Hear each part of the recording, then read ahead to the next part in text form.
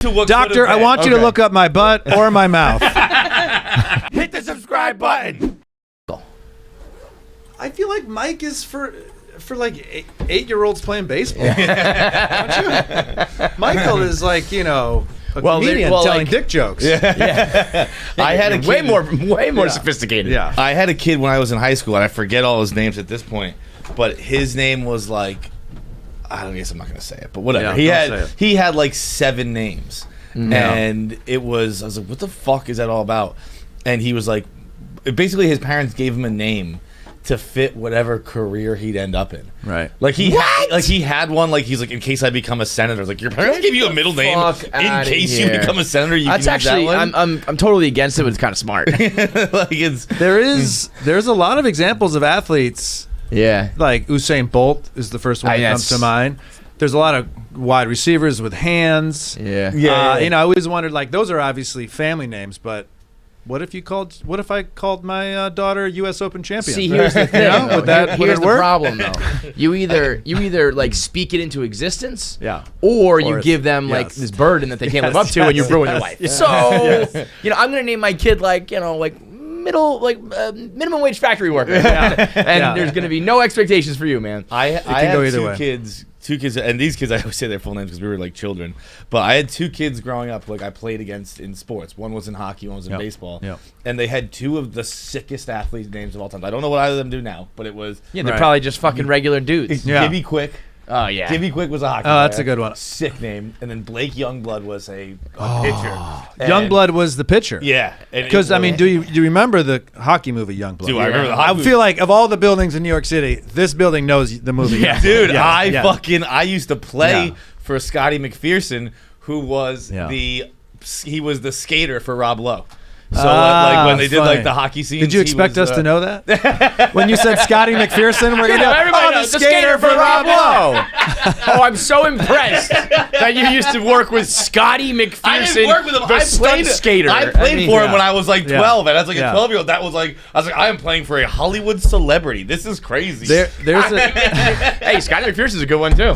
And he ended up going to Hollywood celebrity. Scotty McPherson's the man, bro. There's a scene in that movie where Rob Lowe and the coach's daughter are having sex.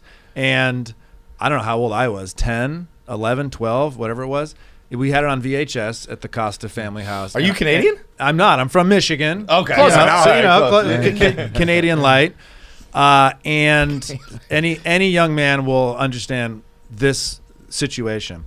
My parents bounced for the night. I was home alone. I pulled out the VHS. I went to that scene. Yeah. And I would rewatch it, right? I know. So whatever. So whatever happens, and then my parents come home and it turns on, and I'm sitting with my parents. It was very clear what was going on. But it was like, think about that. I mean, I had to go get a VHS, find the location, pause it, rewind it, pause it, and then like it's so interesting now to think what these young men are doing. It's these days. We are. That's all I think about. What young men are doing on the internet. That's what it's interesting to think about. It's either going to be a generation of people who are going to be way more, I don't know, like successful because their brain capacity is being used on other things, right? Or they're all going to be like deviants and perverts, or they're all going to not want to form partnerships. Sex is going to go down, anxiety is going to go up, depression is going to go up. That's already happened. And that's already happened. We're well down that path. Am I blaming porn for all of that? I don't know. It'd be interesting to talk about. A good amount. A good amount. But it is the like my scene was, we've talked about this before. My scene was a lot of vagina in Austin Powers. Mm-hmm. There's like a scene in the hot tub where she kind of comes forward and like a little bit of areola pops up. I had that one at my. It's called a little half moon. Is that a PG-13 movie? I believe so. Yeah. That's I mean, pretty. There's no way it was anything over R. Yeah, it wasn't over that. But yeah, I mean, technically, there's not anything, but there is. Like, how did they miss that? How did like the Hollywood, censor people miss it? Yeah, they let it in there on purpose. I'll pop that in. Youngblood was one of the a pivotal movie of my childhood. That's and crazy. You just brought it up because you're boys with Scotty McPherson, who used to do Rob Lowe's skating. What are the chances? I loved hockey. Let's bring Scotty in. Scotty in. That is. I'm a skinny kid. It wasn't gonna work. but I had the passion for hockey. Mm-hmm. And once they started checking, I was like, I'm out. tennis, please. That's a line in the movie from Swayze. He says, "The last sport for the middle-sized white boy." Oh, is he to say that? Unbelievable. They do like a cheers. It's like cheers to hockey. The last sport for the Oh middle-sized yeah, you're white right. boy. You're right. They're getting drunk. Yeah. But that's I've honestly never heard someone even reference that movie. Like that's that's my favorite hockey movie. Well, I don't know, Slapshot probably still takes the cake, but there's a scene where they're driving across the Ambassador Bridge, which I'm from Southeast Michigan. The Ambassador Bridge connects, Windsor, Ontario, Canada to Detroit. It was a home movie, we would watch it to get pumped up for my like Pee Wee hockey games, which again I was good, and then they checked and I was bad. Yeah. It's funny when there's a line in the sand. It's like I am no longer doing this. I'm no longer doing this. You're pretty good at tennis though, huh? I haven't played tennis in New York's tough to play tennis in. Yeah. But I love tennis. It's a great sport. It's you're alone. You're alone with your mind. You're alone athletically. It is comparable to stand-up comedy in some ways. Mm-hmm. It has an affluent reputation, which the Williams sisters have done a good job of breaking. Yeah. Tennis is my sport and also my family sport. That's how I got into it. So you have a podcast on tennis? I have a podcast called the Tennis Anyone Podcast. We usually talk about tennis. But yeah, I mean, tennis is a year-long sport. It's global. It's unbelievable, the stories. I mean, from mental health and Naomi Osaka, which somehow penetrates all of American sport culture and society, to Russian players being banned from playing at Wimbledon. Yeah. People don't realize how tennis kind of is in the zeitgeist because we think of like country club sport, but it's I just dive deeper into the world of tennis on the podcast. So I know this has probably been asked you a million times because you have a wealth of knowledge about tennis. That's right. Is there any answer for why the scoring is done the way the scoring? It's ridiculous. Yeah, well, I mean, I do talk about it on stage a little bit, but it's ridiculous. It's absolutely ridiculous, and it is when the English stole the sport from the French. Sick dirty bastards. Oh, they were bastards. I will take that. I just looked up because I was curious if Canada had a constitution, right? Because we always hear about the American Constitution. And it's like, especially with Roe v. Wade and all this shit that's going on, and I'm like. Have one? And I was like, the Supreme Court, like, are they deciding on abortion or are they interpreting the Constitution? They're interpreting the Constitution. And I was like, Canada, do they have a Constitution? Yeah, they do. It's like, it was updated in 1982, right? And it was basically like, hey, England, you're no longer in charge of our shit. And I'm like, England had its fucking hands everywhere. In 82? Until 1982. In 1982, Canada was its own sovereign land, but it was basically like, officially now, you're no longer our father. And I'm like, God, England is just... Dude, they so do you think if we just shit. waited 200 years, we didn't have to do a war? We could just be like, hey, yeah, eventually they would just get their independence. Why was I talking about this? Because we're talking about... scoring. Scoring. So when the English stole the sport from the French 600 years ago, they purposely made the scoring or kept the scoring complicated because they did not want the lower class to understand it. God forbid. And I jokingly say, it still works. I mean, you still get idiots on the airplane or wherever I'm talking to. They're like, I don't get tennis. I don't like it. I'm like, because you're a dumb asshole. It's not for you. Go play hockey. It counts by ones. You hit and you score. It counts by ones. So you can think of it as a clock in each game. I really walked into that one. Yeah, you walked into that one. I was like, yes. You're 2 for 2. Yes. I also love hockey and love Dean Youngblood. But it also works like a clock. Like if you score 1 point, it's 15. The second point is 30. Then it goes to 40, even though it should be 40. So that's where you lose the thread a little bit there. It's meant to be affluent, elitist, and it's meant to keep you out of the sport, which is fucked up. It's basically like finance and stuff. Correct. Or lawyer speak, which is like it's just so dumb people don't get it. You're not supposed to understand junk bonds. Right. People will, and they'll make money off of it. Exactly. Right. Also, you keep some of the people out who will probably dominate your bitch ass. Your wealthy, unathletic bitch ass. Well, and that is some of the explanation towards the animosity in the beginning, but towards Serena and Venus. Yeah, it's like they will just come and be better than you. Yeah. If, people like that, when they decide to do a sport, they will take it over. Yeah, I mean, they have taken the sport over, and I think wonderfully. If your best player grew up in South Central with gang members that changes the sport entirely. It makes it more welcoming to everybody. So, yeah, I love tennis, and I'll talk about it all day long if you want. I feel like we're feeling viewers exiting the screen right now. I don't think so. We always talk about dumb stuff, so tennis is perfect. Right on. Shit, I walked into that one. Yeah. I mean, you probably have. It probably has come up more than you realize. I mean, I think the biggest story this year is with Naomi Osaka, the female tennis player from Japan, even though she lives in Beverly Hills and makes $55 million a year. Right. Basically saying at the French Open, I don't want to do the press conference anymore. Where do we fall on that? You know, and I think there's mental health, and I think there's. Oh yeah, I mean, I went public and said this is ridiculous. Yeah. Like, sorry that they're asking tough questions, and then of course I got trashed on the internet. Sure, but it was the internet is the best because the internet is like the ultimate like mental health matters, and then they're like fuck you. Exactly. Everyone who says it will attack you and make your day, your week, your month a living fucking hell. The mental health. How much does it matter to you? Because it's fucking killing me right now. And I know you know this. I can talk about Naomi Osaka for 10 minutes. The first 9.5 minutes will be how I love how she wins, competes, strikes the ball, her footwork. I can talk about, and I love it. And then the 30 seconds, it'll be, yo, you got to toughen up on this press conference thing. And it is like, trash, white man, trash. And it's like, I'm telling, like, I just loved also that she was sending this message of, I don't want to answer these questions. And then I would go to her Instagram, and it's like 10 posts using the media to make more money. And I'm like, I'm sorry, if you're gonna use the media, you got, but that's, you know, the hard part of professional athletes' jobs is that, you know, the fun part is playing. Yeah. The fun part is being rich for playing the sport. That's right. And in return, you have fans and media who are like assholes to you. But and then there's a line that, you know, that shouldn't cross, but I don't think we were anywhere close with her. Yeah. I mean, unless those reporters, I'm not, you know, privy to these press conferences, I don't think they were like, crossing a line, were they? I don't think so. I don't think so either. Talking about her game and like why she lost or whatever. Why'd you double fault on match point? Did you choke? It's basically saying like you choked. Yeah. But it is an interesting question as to.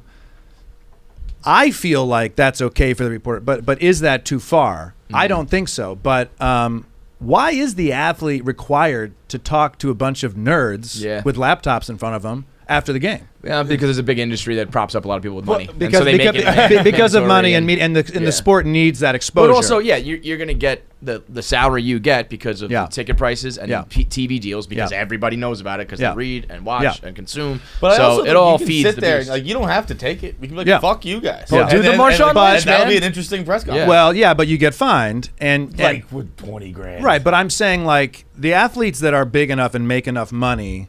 This is like happening in comedy now too, where, you know, I'm making up. If you're selling your own tickets, giving your podcast out, whatever it is, like you don't need the clubs or you don't need NBC, you don't need the Netflix. So it's kind of interesting. Naomi Osaka made $55 million last year.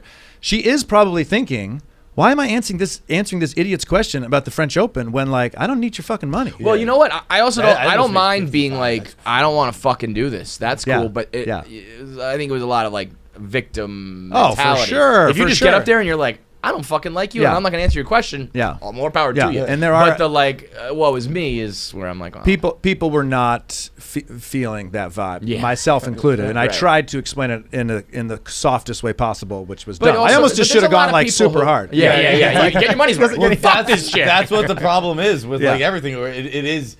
When you try and give a nuanced take and then everyone hates you and you're like, you know what, fine, I'm just going to be a fucking asshole. Yeah. At least I'll get half of you on my side, you know? But also, here's a question. Is it what it reads?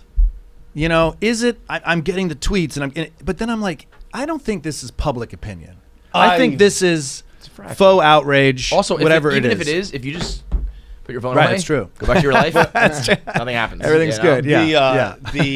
I think the best advice. I'm gonna take my jacket off. You guys cool with that? Yeah. Slow. Could you zoom in on this, please? Take off whatever you want, bro.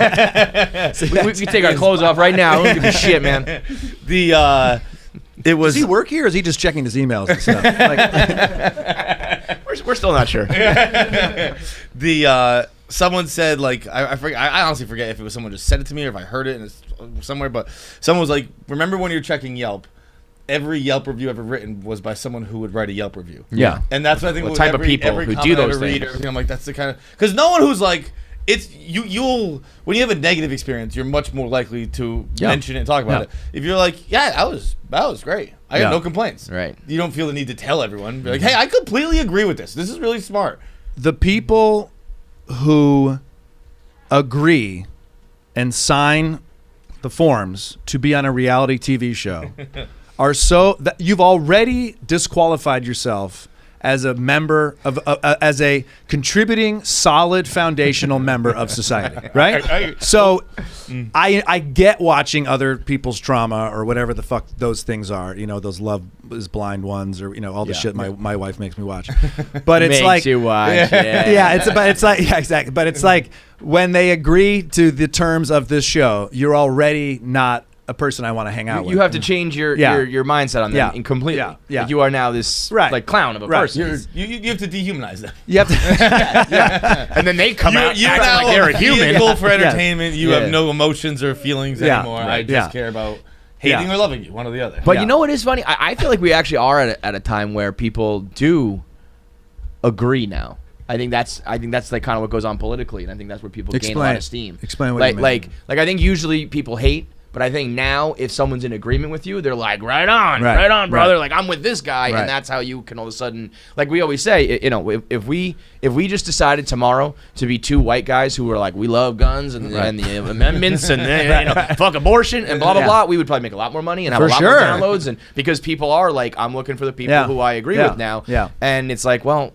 You can just say these things, and I don't know why we don't, because we would just be richer. Well, it might be because that's not who you are. Yeah, I guess so. But it's also like, so therefore, who am I really? That's just a construct. I want more anyway, exactly. But by being more authentic and by being more genuine, you're being more real. But you're also not being as polarizing, and you're not getting the fanatics. Well, the one time we joked about trying to do this, he was like, "Yeah, man, J6," and I was like, "I don't know what that means." He was like, "Come on, January 6th." I was like, "Oh, okay." So if we're gonna do this, I gotta do a lot more study. I gotta research. I was like the oil and the guns. He was like, no, it's not oil. I was like, fuck, I don't know. It's about Jurassic 6, the band, remember? Yeah, I do. I like that one. Is it Jurassic 5? What is it? Oh, Jurassic 5. See, we're not good at any of that. Unless did they add a member? They added a member? What's that? Did they add a member? Yeah, just added a member. Yeah. But you're pretty. I actually never really liked Jurassic 5, but I pretended to for a while in middle school. Maybe we're like, these guys were they popular enough to do that? To be? Like, I had like two friends who really liked Jurassic 5, and I did not. That was the beginning of your days as a poser.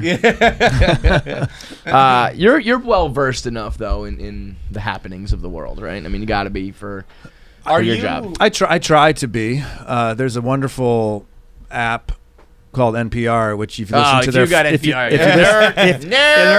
if you listen to their hourly newscast for 5 minutes, I don't mean every hour. I mean in the morning, listen to 5 minutes. You have a decent idea of what's happening. Then you decent. You at least know that Russia invaded someone. Yeah. You know what I mean? And you go get a couple buzzwords. You get a couple buzzwords. Russia, sovereign state. Guy. Whatever the hell it is. Yeah. Are you, when someone starts working for the Daily Show, are you more of a what comes first, funny or like before the Daily Show? Yeah, being funny or like being interested in politics, or were you like strictly a comedian and then you got a job? You're like, okay, I can do funny stuff with this. Yeah, or were you working like? Was I vested in journalism or the happenings of the world? I was a stand-up comic first. The joke was always first. Funny's always been first. I think any stand-up comic, if they get a job in TV, it's like, holy shit, this is awesome. I get to try to be funny during the day and make some money, which is nice. But I think any stand-up comic will go, okay, I'm not maybe an expert in that field, but I'll attempt to plug my joke formulas into politics, comedy, or sports. But I was a stand-up comic first, and there are days when I'll go, okay, you want us to talk about voter suppression in Georgia? Like, that's not like a funny topic. It's not easy. Can we talk about 50 Cent declaring bankruptcy? Because that's like easy, or whatever. Yeah. But I think when the show does it right, and they attempt to do it right, we attempt to do it right every day. But when it really connects is when you are being funny first, and you're also hitting those topics. Hitting a topic, and you're kind of tricking people into, holy shit, I'm laughing. Holy shit, they just made a point. Yeah. That's when it's done. Well, that's when you become a liberal cuck, right? Right, and that's when you watch other men fuck your wife. Cuck is out of control. The fact that word has become so mainstream when you break down what's literally supposed to be going on, it is so funny. If you ever look at, like, if you're scrolling an adult website, Pornhub, and you just see the word cuck, and then you look at the still frame, and you're like, that's what people are saying. That's what they say. I am what? Like I'm that guy? Dude tied up in the corner with a cage on his dick, and like, and they always keep the husband, like, I assume I have no idea if they're actually married. They always just keep him like in the back frame, and you kind of see him. Not that I've explored. No, of course not. As a Michigander from the center of the country, but from Ann Arbor, which is this pretty liberal, where University of Michigan, educated town, close to Canada. Stadium, by the way, very overrated stadium. Just why? I don't disagree with you, but just tell me why. Just the one time I went, it was just really quiet. Yeah. And granted, I saw them play San Diego State, I think. Right. And it was the Rich Rod years. The big house was quiet. It was because it's so, and people have said this. Like, it's not solely my opinion. It's so open. Yeah. It doesn't like the acoustics almost. Yeah, like it doesn't keep it sound that. Yeah. Got it. It is. Because there's like 200,000 people in there. It's breathtakingly large. Yeah. When you walk in, it's like, oh my God, this is unbelievable. I can't believe man created this. It's surprising that they use it just for Michigan home games. So you're like, I'm in this. Only 7 days a year we're using this thing that's messing up all the traffic. It is quiet. It's quiet. I mean, I went to University of Illinois. Memorial Stadium there seats 70,000, about 40,000 less. Way louder. Deafeningly louder. And there's also no one at the games at Illinois. So it's kind of like, it's amazing how loud it gets. But I bring up, you're talking about politics. It's a Michigander from the center of the country, from a liberal town, close to Canada. I just always had friends in every world. Right wing, left wing, my dad owned a travel agency. We would travel to Europe. So it was never like my strategy to go hard politics and comedy. Because you just watch the room divide. Right. You're like, well, why is this a good strategy? That's why. So when did you start the Daily Show? It's been 5 years now. So it was okay. But so I guess you did kind of start when it started to get crazy, right? Like 16 is when things got, but like by 18 is when things were like, whoa. Let's see. When did I start? I must have started. I was in LA when Trump won because I remember going to the Comedy Store and everyone was weeping, and I was like, for real? I just remember. No way. I remember like people were weeping. God, I mean weeping, and I remember ridiculous. All the comics, especially the guys that travel and hit the road, were like, these motherfuckers. They didn't think this was they didn't even think this could happen. Have you guys ever been 40 miles away from here?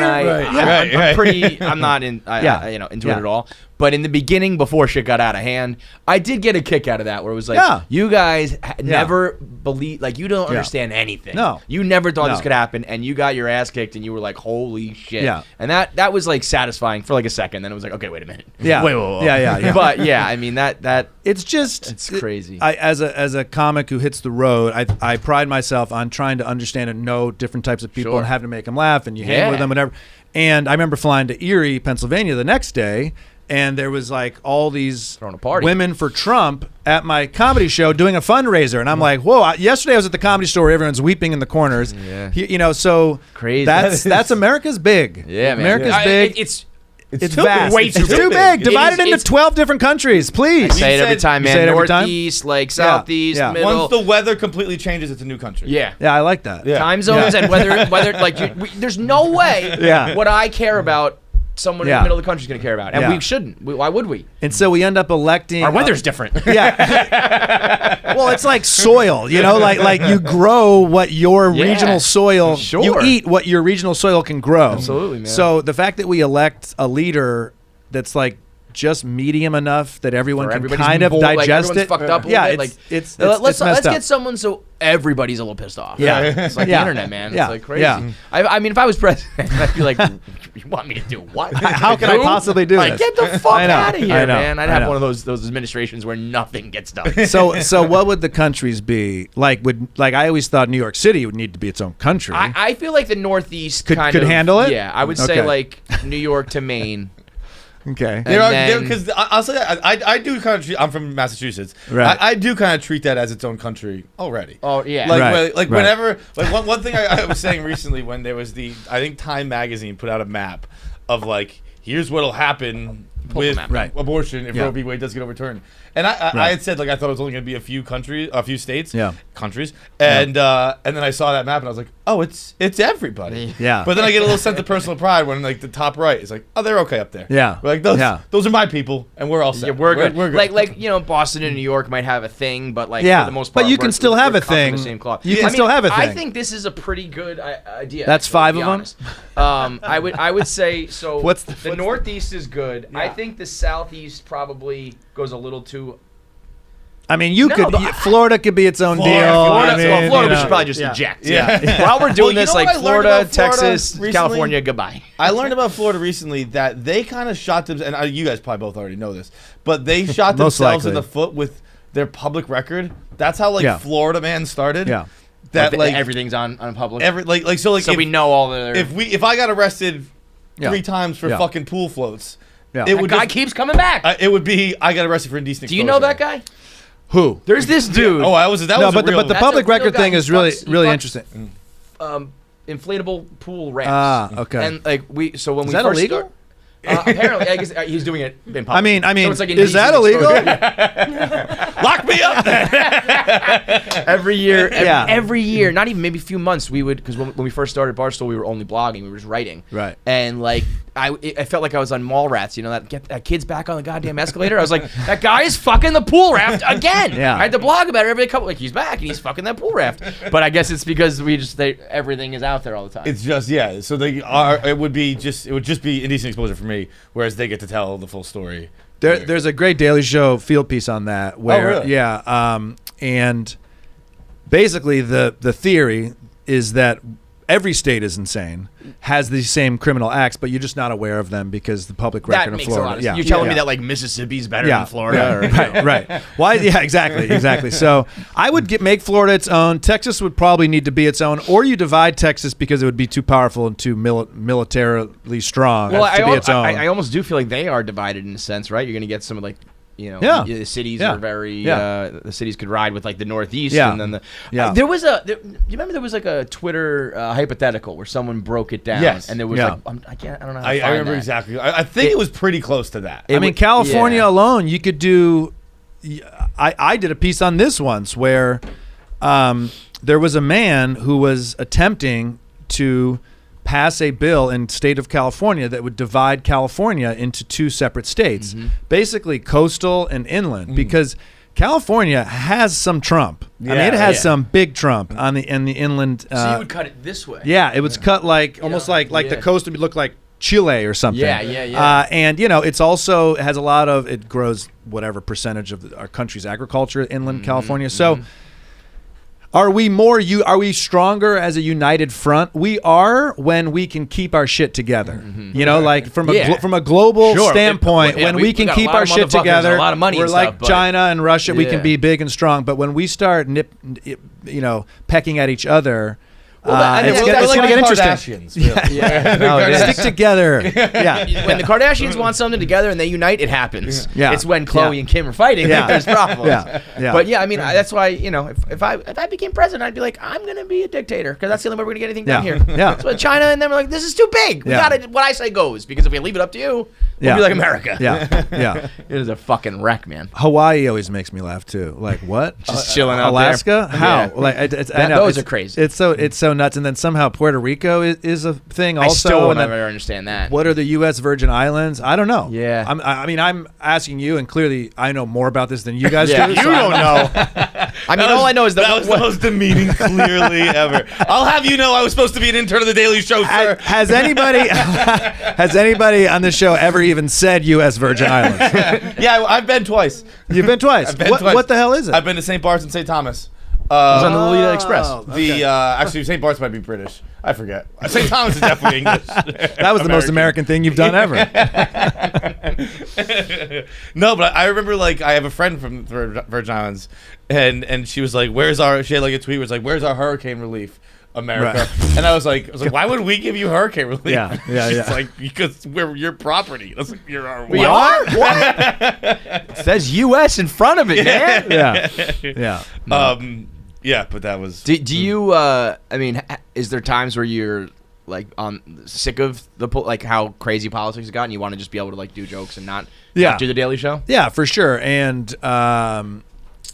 there's a lot of breaks in the Daily Show schedule, and at first when I came on the show, I go, wow, we have a lot of like off weeks, and and then you kind of you dive in and you start ramping up, and you're like, I need a break, because you need it, and then a break comes up, and then you appreciate the show but what you are trying to do in the world of politics. I was also on a show on Fox Sports 1 called Crowd Goes Wild with Regis Philbin. That wasn't as exhausting because you're talking about A-Rod's batting average. Yeah. You know what I mean? It's not like... Yeah, people get fired up about that stuff, but it doesn't actually like inherently... Yeah, and some people get really mad when you call someone like a shooting guard and they're an off guard. Wow. And I'm like, I wish you would... Yeah, of course I was like, I wish you would get this mad about like voter suppression in Georgia or whatever, whatever. Or like that we don't have any clean drinking water. Yeah. I don't know. Yeah. Speaking of, I'm going to have some of this. But serious. Yeah, it's nice to take a break. Again, politics isn't like what drives me, but it is knowing more about it, I think, does help you as a citizen and a person to try to be aware of some of the messed up stuff that's going on. There is, but like I think I actually saw a tweet the other day that was, I want to see if I can find it. It was very funny. Yeah. Where it was like 34-year-old on Twitter, and it was like hang on, I can find it. Most good conversations start with on Twitter. I saw a tweet the other day. Yeah. So it's by a person at Dan White. It's okay. then at Dan White. 34-year-old on Twitter. Paw Patrol is propaganda that reinforces America's role as the global police force and indoctrinates a new generation of children into our collective military fetishization. 34-year-old not on Twitter. We're redoing our bathroom. And I think what like that like inherently says is that like there is a need for some ignorance. Where in order to just be happy. Yeah. So you don't have to overthink. Not everything is a thing. Yeah. And I think we talked to and yell about like A-Rod and SE Cup about it once, and we're like, how much news do you consume? And she's like, too much. Yeah. And I was like, yeah, there is. And I feel like Twitter kind of hits you with that, where it's just like, all right, I'm just getting the bullet points because I'm very, very rarely opening articles because no one does. And I'm like, this is when Twitter tried to change that. Do you want to read the article first? No, I don't. Send tweets. Yeah, I'm not even talking about like sharing my opinion on them. It's just like reading it and absorbing it and being like, okay, at least I know a little bit about that. Almost like what you were saying earlier with the NPR, the 5 minutes. Like, I got the broad strokes of this, and that seems dark, and this seems bleak, and this seems depressing, and you're like, one of the things I like about NPR, I don't know enough about BBC, but I would say it's in the same world, is I'm not getting this emotional voice. Mm-hmm. I believe, and I could be wrong, but I believe I'm getting a composed teller of the news, and I can decide the emotional extreme. Right. Like it's like, okay, so this happened, but when you take a break from news for a while, it was back to your question, and then you come back, you're like, whoa, that guy's voice is serious about this. Aren't we just talking about like a tiny bridge that crumbled, no one's dead, it messed up traffic for a couple minutes, but you're like, it's like, dude. You notice, especially in American news, which is for profit, it's like they go hard on the emotional intensity, and that can wear you down. I mean, I don't know how you, I don't know enough about it, but I don't think you can have news anchors making like $20 million a year. Yeah. Because then, I would say whatever the fuck you want me to say. Yeah. Right. Laura Ingraham or whoever. I'd be like, kill Obama. Give me the fucking check. You know what I mean? It certainly starts to get complicated. Yeah. But it's like then you got to have people who just want to do things for no money. Yeah. Who are they? Yeah. It certainly starts to get complicated. It would be great if when every news anchor started speaking, they just put the yearly salary down below, like a lower third. I get paid to do I get paid a lot of shit. Oh, okay. You're getting paid a lot to say whatever it is you're saying, which most likely like a young 25-year-old college grad is writing the copy. So but Trevor Noah is a stand-up comic, and he's a global stand-up comic, so he always approaches, at least when I'm around him, it seems like he's always approaching the topics with funny first. but it's hard. He knocked that Kanye and Kim stuff out of the park. Okay. That was, when he was talking about like Kanye being overbearing or whatever. How it's it's all fun and games, and he was like, maybe I'm being too serious, but like I witnessed this firsthand and blah blah. He went like super viral, and it was like but it was just like a heartfelt kind of like someone just presenting the facts and being like, here's what I think and here's why. It was good. It was well done. It was interesting that we were all kind of like making Kanye memes and laughing about it, and then you're like, oh, this is like the demise of a person's brain. Yeah, and also I sometimes feel that way with like the Trump supporters, the way we kind of laugh and we're like, I'm pretty certain that person's mentally ill. Like, is this totally okay? But that's a whole other discussion. That probably isn't that funny. Probably gonna get ourselves in trouble with that one. So, are you in any way like, can Comedy Central like control your comedy in any way? Like, if you were all of a sudden to become super political one way or the other, and would they be like, you mean like me personally? Yeah. I mean, I know that just knowing that the Daily Show skews. I mean, mostly, like, I know that they vetted my social media, but I also know that every TV network I've ever worked for comes back to you and says, can you reconsider these tweets or can you delete these tweets? I mean, I worked at E! years ago on a show called The Comment Section, which was similar to the person you're talking about with Yelp, like the people that are willing to Yelp. There's already a problem if you're someone who's comments. That show, we only covered the comment section. We didn't cover the story. We just covered and that was really wonderful. But E! came back. Really wonderful. It was wonderful. I'm sure it was. But that's a nightmare, but a fun concept. Our researchers, the people that would pull up, whoever this guy's doing, they started to go like crazy. Yeah. Like as the weeks went on, they're like, and we had those weeds, man. You need a break. And we had to like shift them to different roles on the show because they were going nuts. They have those. You see that there was like an experiment done once with like AI bots, and it was like, they like had them just read the comment section, or whatever, and it was like short. It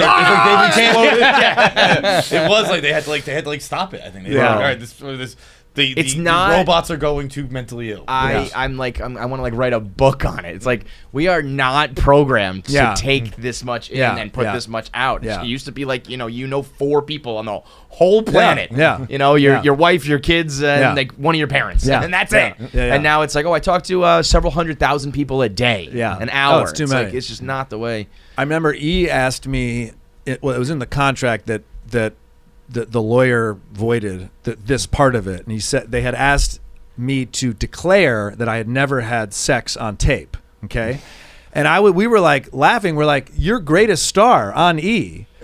is famous from having sex on tape. Like, and now so that was one of the oddest things. I did not know. The lawyer was like, first of all, don't even tell me. Awesome. Yeah. Bro. First of all, I saw you. Your stroke game is great.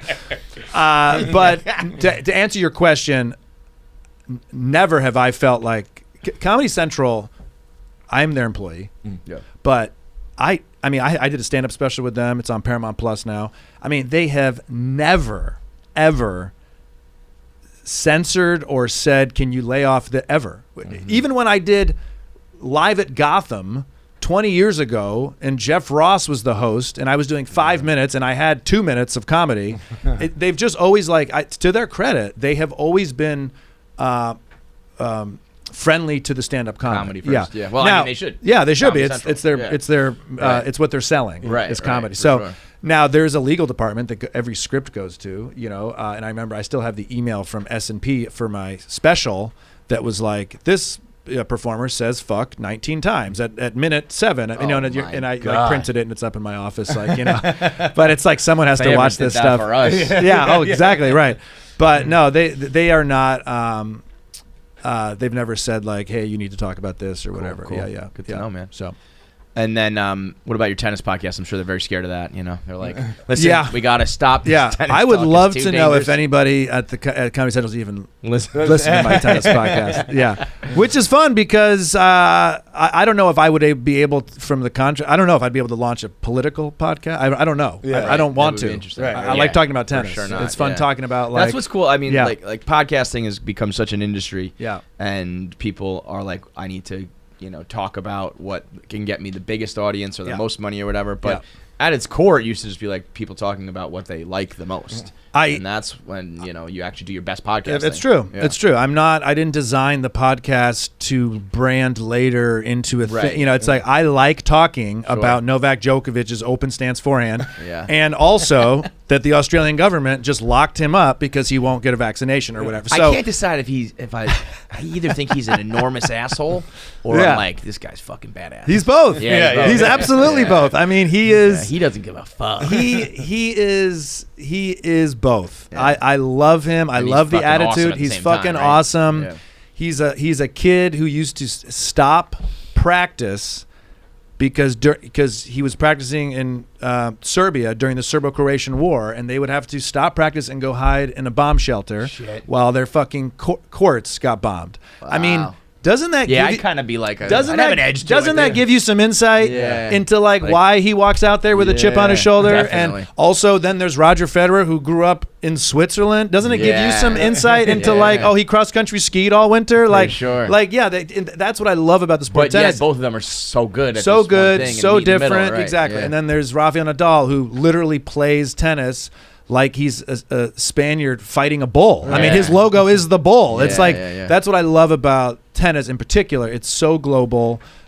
Serbia is not a very highly vaccinated place. Right. They don't buy into it as much. Right. Exactly. So everyone's like, he's the top of the world. He should. It's like, well, look where he grew up. Right. It's different than where you grew up, dude. It's different. People just completely lack the ability to do that. Yeah. I love Nadal just being like, I'm gonna be really good. Like the fact that clay is like if sometimes you played basketball on ice. I know. Sometimes it's ridiculous. Yeah. And he's like, I'm just gonna kill all of you on the surface. But he kind of rounded out his career, right? He ended up being good, everywhere. Right? He did an amazing job at pivoting. You're showing some very impressive. He is really good. Here. I mean, but it is interesting. Hard court, grass, and clay, right? And clay, yeah. And hard court is like concrete, or hard court is what Americans play on. If you're, but is that concrete? Yeah, it's concrete. It's yes, it would be concrete or asphalt. 3 different, and one of them's grass. Yeah, it's crazy. I mean, for any not people out there that are like tennis, fuck that sport, whatever. It's nuts that they changed the surface. It's like if game 5 with NBA playoffs. So this one's on ice, this one's underwater. Like it is your movement is something as any athlete. Stop and you slide train. You focus so much on your movement, and they just it's like a video game when they change the level. It's like oh shit, you got to do this. Entirely change what you're doing. Now. Yeah. So I do appreciate. Of course, that. It's the French. Like we're gonna just make you still play on this. And they still speak French. Like all the other Grand Slams, they call the score in English. Well, the English-speaking countries, but the French are like "cut the sonk," and and it's like just shut up and I love it, man. So all right, so the tennis anyone's the podcast. Yeah, tennis anyone's the podcast. You on tour right now? I'm on tour. I just did a bunch, but I've got more stuff coming up. I'll be at the JFL Vancouver May 27th. I'm doing the Rio Theater. I'm going to be in Kansas City. I'm going to be in San Diego. It's all on michaelcosta.com. So awesome, dude. Yeah. Before we let you go, I want to see just look into my future real quick my past. Well, which one is it? Because those are way different. Those are entirely opposite. A look into what. Doctor, I want you to look up my butt or my mouth. You'd be surprised with him. It's a lot of the same stuff. Yeah. All right. How many of your interns can you name? Ooh. You mean at the Daily Show? Because you were supposed to be one? Yeah. When you say that, what do you mean? Like you got the job? That's why I moved to New York. Right, but then you just ended up doing this? And then you were like, we'll give you a couple $100 a month. And I was like, fuck that, I'll stay at Barstool. That's funny. I figured. So did you like formally quit, or you just like never showed up? No, I just never showed up. And it was like... I was just like, it's somewhere like it's because MTV. I forget what's like Viacom, CBS. Yeah. So if you become an intern there, is it like 1 out of every a zillion make it to a level that matters, or is it like a pretty good? I was very impressed to learn the many of my you have sex with. Yeah. Tell us about your interns. I was very impressed with how many I was able to have sex with. A lot of the people working at the show came through the internship program. Yeah. So you could have worked at the Daily Show. That one then. Big wrong. Fuck. No, it's absolutely true. I mean, you're way too dumb, man. They're smart though, right? They're smart people. There's very smart people, but it's I not. hadn't graduated college. It's not about what. You know this about every industry. It's not about smart. It's about effort. It's about being proactive. I mean, we'll go shoot something. One thing the Daily Show is excellent at with their interns is they throw them in. Like, I'm like, how is this legal? You know, they like throw, like, you're on Man on the Street. They're having people sign waivers. They're if you need to load footage, they're loading footage. Like, they are in it. Yeah. And so you see immediately, out of the 10 interns that are on this shoot, 2 of them are going, hey, there's a cop coming up over here, so maybe we should move the shoot back over here. And there's 7 of them on their phone going, when's lunch? Right? And you're like, those 2, move up. What do you think you would have been? 2 or the 7? I would have been. I would have been both. There would have been days where I was 2. There would have been days I had a hangover. Yeah. I mean, it's always fun as an outside. You interact with them. I get to know them. At the end of this year, you always sit and answer questions for them. But I still have a few of them that were in the past that I use for like other personal things, like have helped me with touring stuff, and because they're just so good, and you're like, please, can I hire you? You know. But you can hang back at the office and watch 10 interns whose job it was that day to get fruit for the office and wash it, right? And you can see the 3 interns whose dad got them the internship, right? You can see the 3 who are like, yo, I don't like TV. Fuck this. This sucks. And you can see the 3 that are like gonna do a good job with whatever task you give them. Sure. I'm not even talking about the Daily Show. I'm talking about any general. I used to coach tennis. It was like, like you can see based on the bag of the player who is going to be listening, who's going to be paying, because your bag looks like shit. Everything's, this person's zipper is like bop, bop, bop. They got the grips, and it's like, it's just effort. It's just effort. And here I am talking about effort again, but it's just all like that. That's true, man. That's my little soapbox. And it's funny because you say 10, right? But you said 3, 3, and 3, and then there's one dude who's like, who's just a fucking nut job. Yeah, the lunatic. You're like, please don't shoot me. One time, at the Daily Show, I put a recommendation in for an intern. I said, this person is from my hometown. I have to be very careful not to say who it is. And I vouched for, said, please, this is my high school, whatever. The worst. And that person tried to take down the internship program. Exactly. And I was like, that's it. I'm not recommending it again. That was the one person. It's like, and it's just like, God, it was so disappointing because you're like, I never do that anymore. I never. I think it worked out. I think it worked out. Like a name of somebody else to go bother. Yeah. I don't want to do it. It is. It is a nice thing too, where you're like, you can. Whatever we want to say we can have. Like, where it's like, the level. You can be like, I can help you out anymore. Or it can be like, they don't listen to me at all, man. Yeah. And is that attitude? Is that just attitude? Is that what you're talking about? It's a little bit of both. Yeah. It's I think it's pretty accurate too. If you wanted to make something happen, you probably could to some extent, but also it would take you be going above and beyond, and I'm not gonna do that very often. There is no way you guys got here. Wherever here is, here physically, here on the internet, here with your listeners, without great effort, great attitude, enthusiasm, and what listening to you before, I know you guys have talked about this. You can showbiz, you can get cynical, and we're all narcissistic in some way, anyways. But it can break you, and you can allow it to break you. You can always find like, oh, they did snub me, or why did that guy get that? It's like, but you've somehow figured that out, and testament to you. It worked out all right. We're okay. And you got great guests. Yeah. All right. So tennis anyone and michaelkosta.com. Please. Thanks for having me. I really appreciate it. Thank you brother. so much for coming. Great. Make sure you subscribe to KFC Radio on YouTube to get all the video content. Subscribe, comment, like, and make sure you turn on the bell notifications so you know whenever new video content drops. I want to say something, but the video has to be faster. That's it.